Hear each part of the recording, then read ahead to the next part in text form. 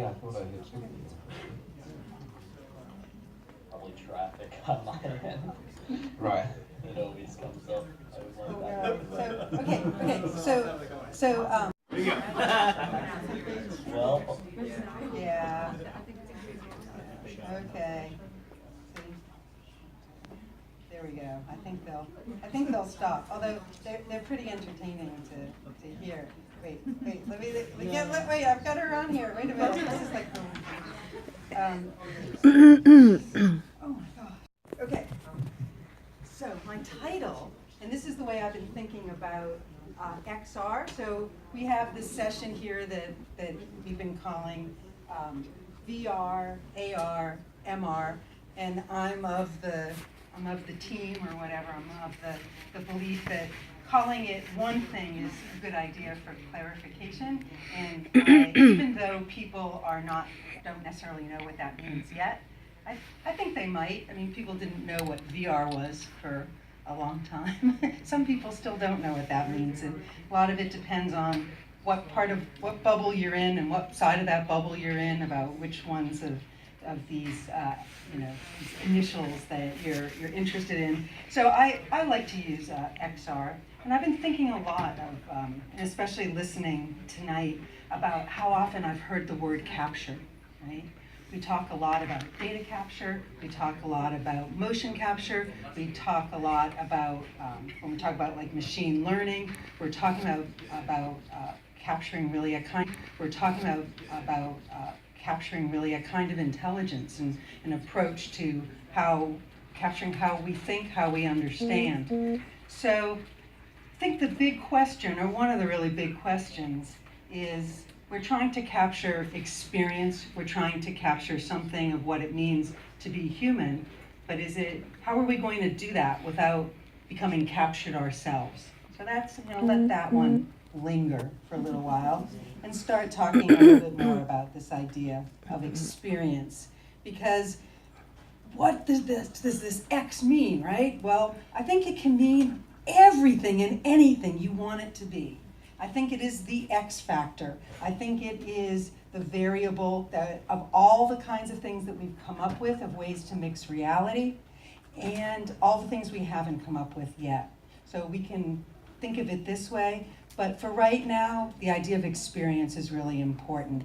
And that's just what Jason was talking about creating experiences for people that have certain values, I agree with, certain values, and ones that then people can participate in, and we can create like these extraordinary, beautiful, moving, engaging experiences. So how do we get to that, and why is that so important? Well, it's important in a lot of ways, but it's important because right now we're involved in something called the experience economy. And when we think about how, like, the economics of production and what it is, well, that primarily we make, here in the United States, but also that we are willing to pay for here, it has gone from being, it says commodity down here. It's gone from being commodities, right, to the idea of a product, to services, right, and then to experience. So this might be a little small for you to see, but the idea of going from a coffee bean, right, to a coffee bean that's packaged and priced for daily use, and then to no frills deli coffee that you're gonna buy and it's priced for convenience, and then a higher price for ambiance and extra features. So you can have it customized, you can have it flavored, you can have pumpkin spice now that it's autumn, right? All of these kinds of things that are part of an experience, and maybe you're gonna hang around in that place where you get that, and that kind of thing. In order to get to an experience, there has to have been a certain amount of, capturing, right? Where when we think about what goes into an experience, well, we have like images and movement and sound, right? And some kind of mechanism for controlling that experience. And so we've had images that people could see, and that was something that could be recorded, like for a long time, since people started drawing anywhere and everywhere, right? And then we get to a point where, well, we have sound, but we don't have a way to record sound until later, right? First we can record images. Then we get to a point towards, by the time we get to the end of the 19th century, so by the time we get to the end of the 1800s, we can record sound and moving pictures, right? But until then, you know, that's not something that we can do. So we have like images over here and sound over here. We want to be able to record them and bring them together. And then we've got sound, we've got recording, and we've got live experience, and we want to bring them together. And these are the elements that come into the entertainment that we want to capture. We want to capture it because we want as many people to be able to experience the entertainment as possible.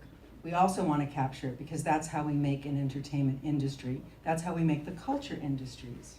So XR is about the experiences, and the XR industries, the emerging technology industries are, in the entertainment industry, the future of the entertainment industry is about making these experiences that other people are going to want to have. This brings us to the question about high fidelity and having high fidelity experiences, and this is a little bit of a pun on that. Yeah, right, exactly, Greg. A little, because there is the virtual world high fidelity, and this is a picture of the reality portal that's in the Silicon Valley virtual reality meetup, which I was at a couple weeks ago, and it's pretty cool. They have a big screen. I'm trying to get all the specs, so we can do it here in Boston as well. I'd like to do it here at Berklee. I would like to do it in my classroom, right? More than anything. So we have a screen that the people in the virtual world can see the people in the meetup room, and the people in the meetup room can see the virtual world avatars, people represented as avatars, on a big screen. And it's a really big screen. It was way bigger than I thought of. I've been on the avatar side of it, and I had no idea how big it was until I was physically there. And it really is like a window, right, in between. And then they're also working out at SVVR, they're also working on a technology where people will be able to go into different virtual worlds. So it's not just one, it's not just high fidelity, but AltSpace VR and other ones. And so it can be across, and everyone could be able to communicate with each other, which is a really cool idea to think about. That's the idea of the multiverse, of the metaverse. So that's another piece of what is happening in the entertainment industries. It's not just social VR, it's not just shared VR, it's not just like Facebook, but in virtual reality. What does that mean? I don't know. But it's a way of being with people in a way that gives us a strong sense of presence. But we actually don't need, we might need the virtual world high fidelity, but we don't need to have a high degree of all kinds of fidelity. And by fidelity, I mean having a high level of detail and a high function, like a function. So when you think about like a low fidelity prototype, it's one, it doesn't have a lot of detail, and it doesn't have a lot of function, but it communicates something. And it's actually quite amazing how abstracted, how simplified, how much of an iconic representation you can have and enter into a conversation with somebody represented by that avatar and still have a feeling of co-presence. And so when we're thinking about some of these things, we do want to be thinking about all the ways that XR is immersive, that it's spatial. And spatial is one of the real challenges, and we've heard about the importance of spatial audio and spatializing audio, but people shifting their understanding of using tools when we're used to this flat screen to something that's in 3 dimensions is really tough for people to think about, wait, how do I turn that around, and what do I do, and what perspective am I supposed to look at it from? Well, you can look at it from any way you want, because now you're in this 360-degree sphere all around you, and you can move it or you can move around it.